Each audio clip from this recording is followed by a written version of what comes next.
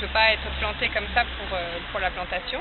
Et ces ballots de paille sont préparés donc avec de l'azote pour que les bactéries qui sont déjà présentes dedans se mettent en développement et puissent justement se développer à fond la caisse et commencer à décomposer le ballot de paille et puis y intégrer tout ce qui est mycélium, etc. Donc on retrouve tout ça dedans en 15 jours de temps.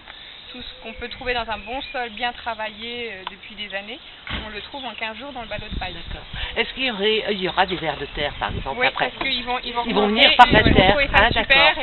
Ils vont remonter, donc ils vont ramener c'est eux qui vont travailler. C'est ça, puis ils vont ramener tous les éléments, les minéraux et des choses comme ça. Ils vont remonter les choses, les éléments et faire des échanges avec le sol. Donc l'avantage de ce ballot de paille, c'est que déjà il est haut, il est moins bas que le sol, il n'y a pas de sol à travailler.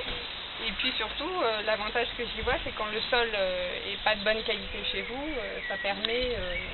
pour les vers de terre, etc., est-ce que ça marche aussi pour des terres mortes comme ce que je te disais jeudi? Il y en a forcément pas, ou moins, il faut les apporter peut-être, ou les intégrer, ou peut-être les trouver d'un autre sol et puis les intégrer. Et peut-être que ça va se faire. Mais bon, déjà là, il y a tout ce qu'il faut pour la plante pour qu'elle trouve ce qu'elle veut. Donc,